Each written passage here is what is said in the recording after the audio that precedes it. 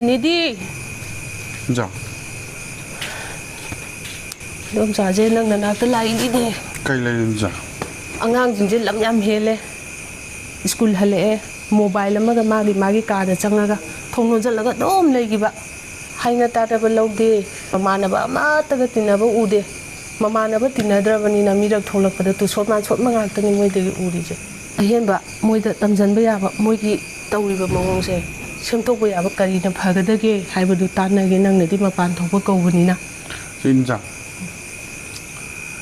Ino jana haini je gyan tare. Ino japa mi je like se tam na moi ya hang matam jingjida moi hobby wena tamjan ba yaba mai. Haibadi sum isai ro jagoi ro sum ino ja tam haningi ne ba. Ani moi gi skill ju dum hengalan na ba ko. Bakoi gumba inkhalai ba ngang jingje. Sigi da makta institute ama thawal lo je hang lai rabne ko nuja mafamna thawal mela round da leba majo hapto adugi hek thangnaba building da na IF World Children's Skill Enhancement Institute da ma hang lai bne adugi mafam je da na akupa marol khangna na bne inu chane ka ne angang jing ga tor hayeng do chapmina ra je adu da chalaga yemina ro je ko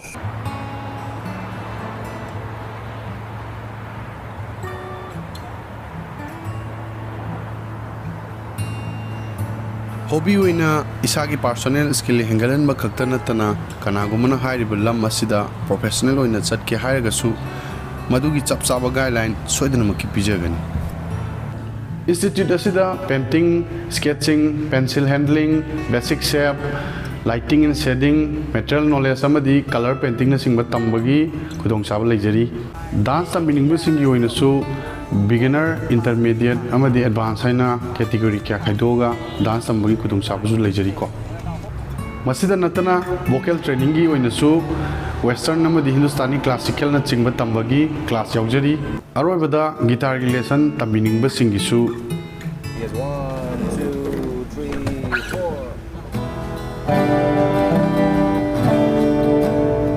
4 guitar class yawi ko haina blai yum ge alaman sing mapan pharinge da macha mana oibjingna tamsin bayaba khangjin bayaba mahai masing loksing gyana jingmase ngami khai tanjalo haina aduna angang singi aiphana gi damak amadi makoi personal skill hena improve oina gi damak ta ngasi mak IF World Children's Skill Enhancement Institute ta mama pa oibjingna isa singbu pubiraktuna tangai phadana achugumba kanarba course asi suksoi soidana yahonbiu Amadi Hourakliba Echa-Enaosingna Fattaba Amadi Aranba Lambida Chatkhigadabadagi Kanminahourasi Kurumjari